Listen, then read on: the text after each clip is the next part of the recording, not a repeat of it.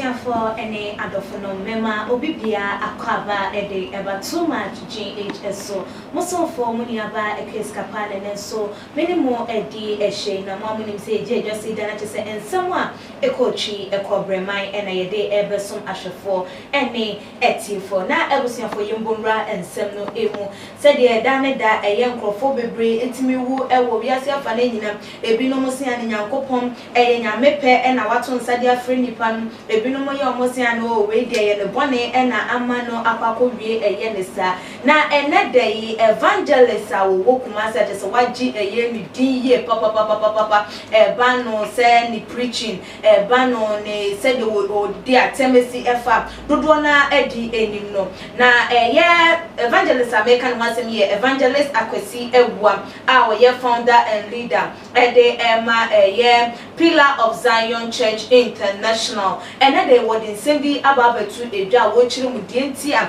eye nyankopon eku eye anyuntuni abaya ne din edi eboni at that very young age na eye papa no preacher no say ene odin nsem no etu edwa na wo chiri mu a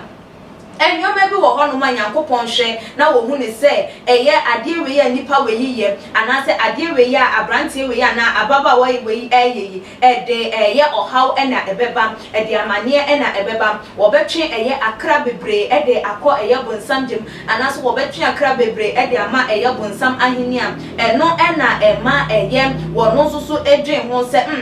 mempene ema saa enyoma ne nkosa wo na wawa den wo ma ne eye ekwan a wo nkwan ye den ema ne nanso so se wo betwe edomade aka wo ho na eye mra meba no eye memma no minya eye wo mo se de wo mo epe ede ana minya no wo mo se de mepe de a ene na hu behia se wo beyi no afri eho no wo chiri mo se ane Ghana anase nipa ankasa ne ye mpe no kre eba no se ye ka no kra Ghana ni titru ye mpe no kra baako se so obi ka no kra na ye twa ede eboni papro no so obi ka bibia na ye enoma ense anase so obi ka bibia ebomu a na ye hyede etwitwa nipa ne nantin na ye ka nsem bi na ye kofa nipa ne past ede ebabata nsem a wo ka no ehu ewum se obia ewo past ede nanso so no emprempren de wo behwe na waka na ye nim eye papa yi se wo no de wo yin plain eba no se wo preach kwan ho a enya wo sefata se wo di watem obedi wo sefata se wo be otufo a wo betu na eno na wo de ebru ye no de bru ye eboni eso no wo de etu edwa ese ewum se ye nuaba no no oye greatest eye female artist ewo Ghana hanu nenso ye dasore ye daba ko a chese ye tesem wenya eye enkwanhia ebra wo free ni maame ho enam eye Bechem Road enso na no na ye papa echiremu a ye nuaba no eye nkrofo bi wo ho no mo set wo mo mind se bone na wo mu ebedie na ye nuaba no betumi asinipi akase wo ye san nkrofo no wo mu si wo mu adwin pise wo mo ya ade ede aboa ye wo bi ode ne ho akwakoja wo mo eye den eye sei na ode ensem no etu ejo say some people have really set up their mind to sin and also destroy people for the kingdom of Satan. God is really a merciful God and always forgives sin. But when he realized that someone has set up his mind to sin and win soul for Satan, all he can do is to kill the person. Now, eno na waka sa and same way eno wo bo eye eboni edi na say eno so wo de etu edam or saying people having been given many reasons for Ebony's death and none of them is saying the truth. It is God who killed her in order to save the soul of others because she was really destroying people, especially young girls. We and someone evangelist Akwesi Ewua wodi etu edwana chese eye eboni Ewua wo wuye no eye nyankopon wankasa eye twedwa mpo nyankopon wankasa na chese wo to ensa ede efren wo hwe ekwan ya na abaya no wo living a life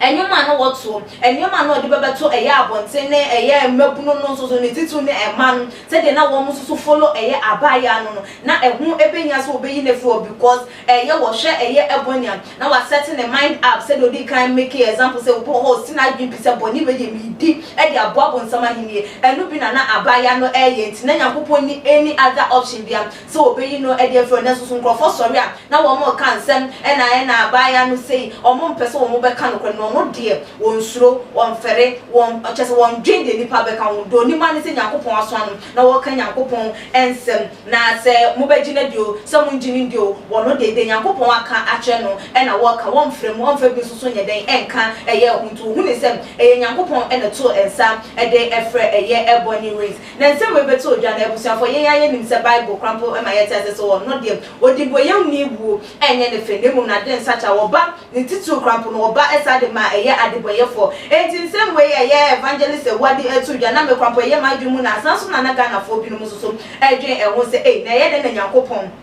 ebe kumobie ewo mutse Bible na chese wono ana ekum wono ana mankwa wono ana hira wono ana edomie nanso so se wonim se nipa we wo kuno pa na wo be obekọ bonsam dem de be ne sen ene Nyankopon be yesa na de be ne sen ene ne oso ana doba kono so memegu emfa ma eye adeboyefo enti dodo na esusu se de evangelist eye akwase ewa e kan de nokure bia enim enti eni kwan sem ye de ne nsem no eye ensem na no na ebinom nso e kire mu ana chese ade bi de yan papa yi ekan eye no kwan so a eno no because enyoma na abaya na eye no na entwa eye all the so wu yen ko for the abasa no no obu nyamenyom no won ko ne ba na so ne lifestyle na wo mu enim na ede na wo mu nim se eye ade a enye se no osu nyame wo kokwa mu a wa ma eye wiasefo na na se wo ma no mu di na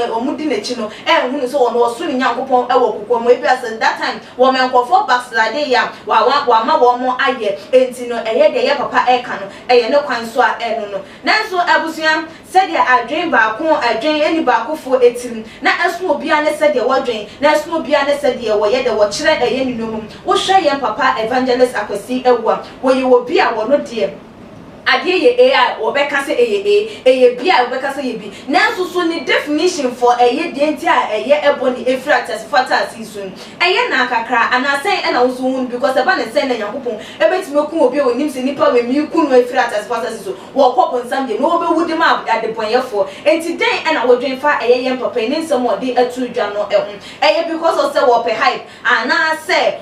wo ka eye nyame asem no no kure se de etie na ese efata na ye no kure so say eye Ghana ana se biasa fa na nyina ye mpe eye no kura no se de ye papa kanu na ye nim no kura no na so dan da ye bu ye ni edi eguso anam se de wadwen wo efebia na busiam for wadwen che no ebra e wo too much GH your comment section ebiemo like your videos na share obetimi so follow ye we IG page at too much GH _ me amedi djumedi ho chia me midin ene epiesi kapa dasene ye besane shia makram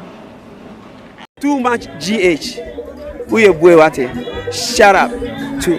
your fans and everybody who is watching Too Much GH. Me dey Isaiah Kodwampo, obetumi afem the great ampo mbrembren. Wonu me nka mo ni ehwe Too Much GH. Too Much GH. Mo ye too much. Na me so me ye amo fire.